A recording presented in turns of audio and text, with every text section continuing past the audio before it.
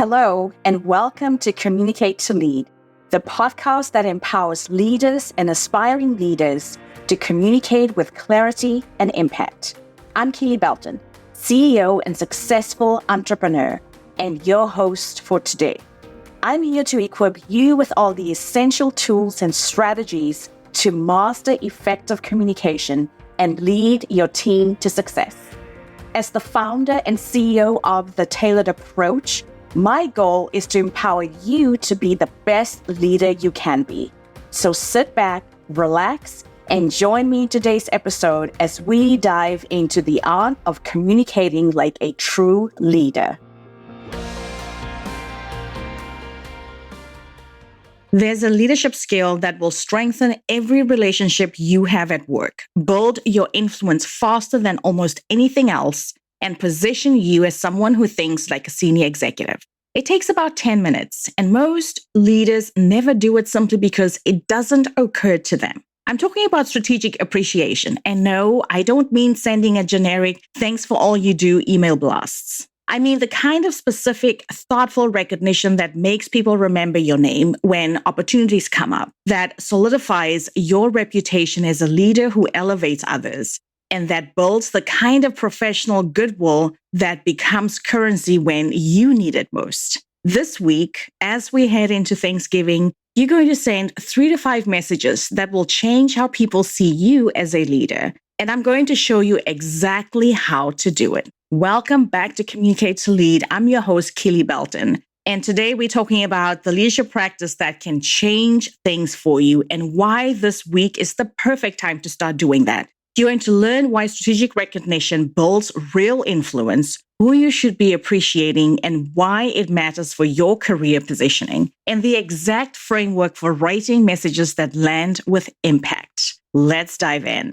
Let me start by addressing what you might be thinking right now. You might be thinking, Kele, I already sent thank you notes. I'm polite. I acknowledge my team. Why is this a whole episode? Well, because there's a massive difference between being polite and being strategic about recognition. And that difference is what separates middle management from executive leadership. Here's what I mean. When you thank someone in passing, that's courtesy. When you strategically acknowledge someone's specific contribution in a way that shows you are paying attention, that demonstrates leadership maturity. When you recognize not just what someone did, but the impact it created, that positions you as someone who thinks about outcomes, not only tasks. And here's the part that most women don't realize. Leaders who make other leaders feel seen and valued build influence that translates directly into career momentum. Think about it this way. When someone receives a genuine, specific appreciation from you,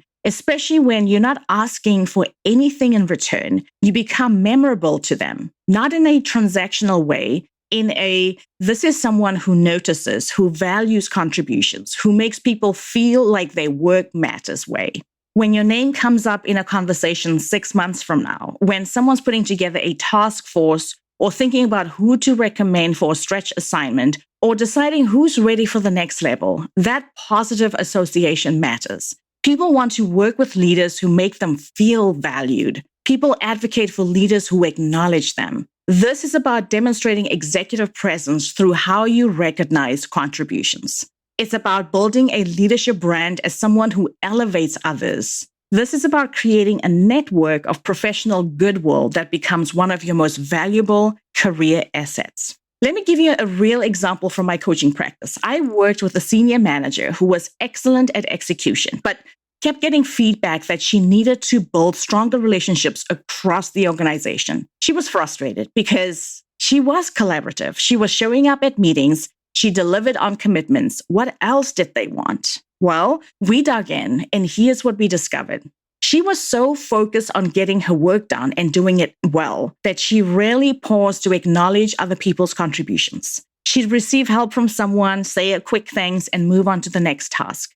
She'd see great work from a colleague and think, nice job, but never say it.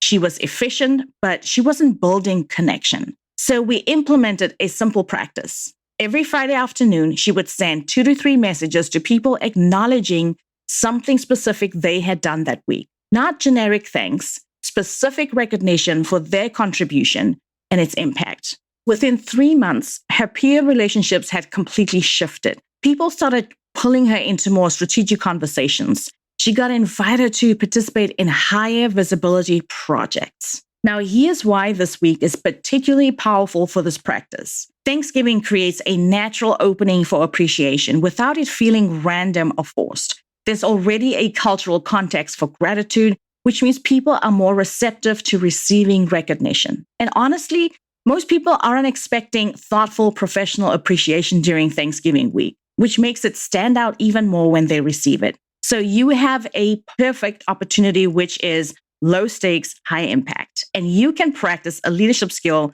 that will serve you for your entire career. Let's talk about who you should be writing to. And I'm going to give you 5 categories. And I want you to identify 3 to 5 people total across these categories, not one person from each one, simply 3 to 5 people total who fit into one of these buckets. Category 1, your team members or direct reports. If you manage people, this is your starting point, and you are probably already thanking them. But what you want to avoid is the generic thanks for your hard work this year message that goes to everyone. That becomes noise, not recognition. Instead, think about 1 or 2 people on your team who made a specific contribution that created real impact. Perhaps someone solved a problem independently that saved you time. Maybe someone brought a perspective to a conversation that shifted the team's approach. Or someone consistently demonstrated initiative in a way that elevated the whole team's performance. What you're doing here is acknowledging not only the effort, but impact. You're showing that you're paying attention to their work and why it matters. You're modeling the kind of leadership that people want to work for.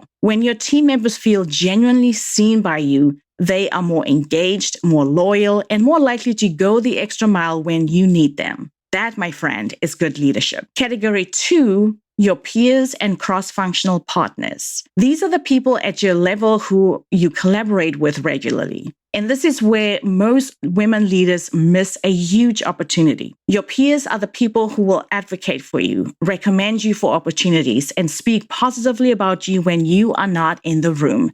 Building stronger peer relationships is essential for advancement. And one of the fastest ways to strengthen those relationships is strategic appreciation. Think about someone who made your work easier this year. Maybe they covered for you when you were overwhelmed, or perhaps gave you feedback that genuinely helped you. Or maybe someone collaborated with you on a challenging project and brought skills or perspectives that complemented yours. Acknowledging their contribution does 2 things. First, it creates reciprocity. When you make someone feel valued and seen, they are more likely to think positively about you and support you in return. Second, it positions you as someone who recognizes excellence in others, which is a leadership quality that gets noticed every single time. Category 3, your mentors or sponsors. These are people who have invested in your development. It's someone who potentially gave you career advice that shaped your trajectory. Maybe someone opened a door for you by making an introduction or recommending you for an opportunity. Perhaps it's someone who believed in your potential before you have the track record to prove it. Here's what I see happen too often with women leaders. Someone helps them early in their career and they think, I'll pay them back when I'm more senior, or I'll return the favor when I have something valuable to offer. But here's the truth. The acknowledgement itself is valuable. When you tell someone specifically how their guidance or advocacy impacted you, that's meaningful. It shows you are thoughtful, you're paying attention to who invests in you, and you understand how to build relationships over time. And practically speaking, maintaining those relationships with people who championed you early is how you build a network of advocates who will continue to champion you as you advance. That was category 3. So here's category 4, someone above you who you admire. Let me be clear about this category though. I'm not talking about inauthentic flattery to someone senior. I'm not talking about reaching out to a C-suite executive you've never met to tell them they are amazing. I'm talking about someone in leadership who you've learned from through observation, someone whose work has influenced your thinking, Perhaps it's someone whose leadership approach you respect. Maybe it's your manager's manager. Perhaps it's a VP in another division who you've worked with on a project. It could even be someone whose communication style you've paid attention to. Reaching out to acknowledge what you've learned from them or how their leadership has influenced you does something important. It positions you as someone who's paying attention to leadership beyond your immediate responsibilities. It creates visibility with someone senior in a way that's genuine rather than self-promoting. And it demonstrates that you're thinking about your own development as a leader. Here's category 5. Someone who supported you in a way they might not even realize. This is my favorite category because it's the most unexpected. Think about someone who influenced you without necessarily intending to. Maybe someone shared a perspective in a meeting that changed how you approached a problem. Perhaps someone modeled a communication style that you started adopting, or it can be a person who gave you space to lead on a project that stretched you. These are people who might not even know they impacted you. Telling them creates a moment of connection that they won't forget. And it shows that you're observant, reflective, and thoughtful about what you're learning from the people around you. So that's your assignment. Look across these 5 categories and identify 3 to 5 people. And you can't remember, go back and listen to this section again. So what you want to choose is 3, but if you can only do 1 because that's the capacity you have, that is totally fine. 5 is ideal if you have capacity. More than 5 starts to feel like a task, especially during this holiday season. So stick to what is manageable for you and kick it off. Okay, now let's talk about how to actually write these messages, because the difference between a message that lands and a message that feels generic comes down to specificity and structure. I'm going to give you a simple 3-part framework. You don't have to follow it exactly, but it will help you create messages that feel genuine and impactful. Part 1 is to name the specific contribution or quality. This is where most people go wrong. They write things like, "Thank you for being such a great team player," or "I really appreciate all your help this year." That's nice, but it's forgettable because it could apply to anyone. Instead, you want to name something specific. What exactly did this person do or demonstrate that made a difference? The more precise you can be, the more genuine it feels. Here's an example. Instead of "Thank you for being a great collaborator," you could say, "The way you jumped in to help untangle that client deliverable in October when we were under a tight deadline made a real difference. You didn't just fix the immediate problem, you helped the whole team understand the root issue so we wouldn't run into it again." See the difference? You're not simply saying they were helpful, you're pointing to a specific moment and showing you remember the details. That's part 1.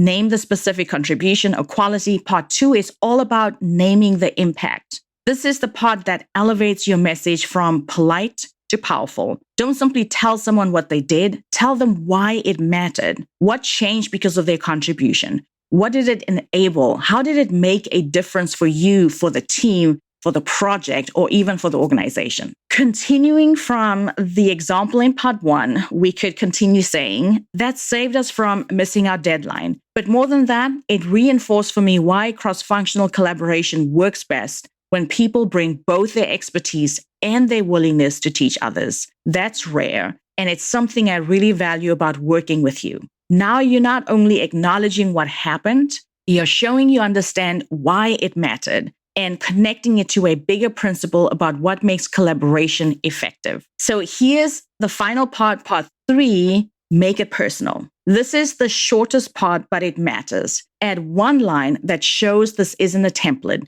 that you're writing to them specifically as a person, not as a role or function. It could be as simple as, "I'm grateful we got to work together on this," or "Your perspective always makes me think differently and I appreciate that," or "I hope you know how much I value your partnership." That's it. 1 authentic line that creates a human connection rather than just professional acknowledgement. So here's your complete message. Let's pull it all together. And here's what it could sound like. "Hi, Maria. As we head into Thanksgiving week, I wanted to reach out and tell you something I don't think I've said directly. The way you jumped in to help untangle that client deliverable in October when we were under a tight deadline made a real difference. You didn't simply fix the immediate problem. You helped the whole team understand the root issue so we wouldn't run into it again. That saved us from missing our deadline. But more than that, it reinforced for me why cross-functional collaboration works best when people bring both their expertise and their willingness to teach each other. That's rare, and it's something I really value about working with you. I'm grateful we got to work together. Hope you have a wonderful Thanksgiving.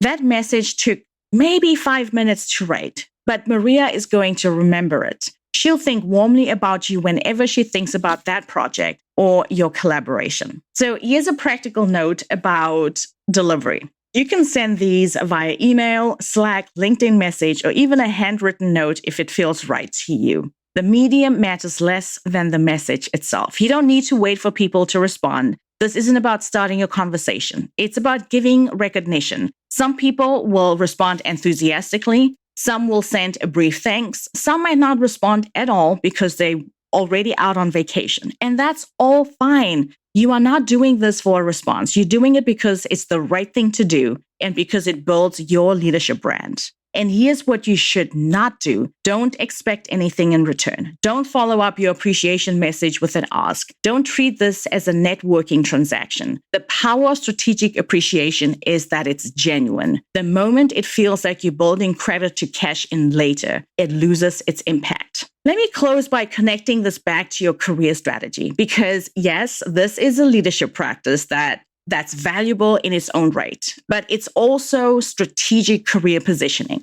When you consistently acknowledge contributions, you build a reputation. People start to see you as someone who notices, someone who values others, someone who creates positive culture around you. That reputation matters. In promotion conversations, decision makers aren't simply evaluating your technical skills or your results. They are evaluating whether you have the leadership qualities they need at the next level. And one of those qualities is the ability to develop and elevate others. When people describe you as someone who makes them better, someone who recognizes potential, someone who builds strong teams through how you acknowledge contributions, that's executive level positioning. So this week, what you're doing, it's not just a nice gesture for Thanksgiving. It's a practice that compounds over time. These 3 to 5 messages you send this week, they are building a pattern. And if you make this a regular practice, not simply something that you do during Thanksgiving, but throughout the year,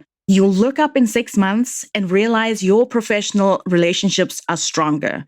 Your network is more engaged and your reputation as a leader has shifted. That's the power of strategic appreciation. It changes how people experience your leadership, and that changes your career trajectory. So here's your action for this week. Identify 3 to 5 people across 5 categories that we discussed earlier. If you can't remember, go back, listen to that piece again, and then write them a message using the 3-part framework: specific contribution, impact, and something personal. Send it before Thanksgiving. That's it. 10 minutes per message, maybe an hour total if you have a lot of things you want to say. And you'll have a practice leadership skill that distinguishes senior leaders from everyone else. This is how you build influence. This is how you elevate others. And this is how you create the kind of leadership presence that gets you promoted and noticed.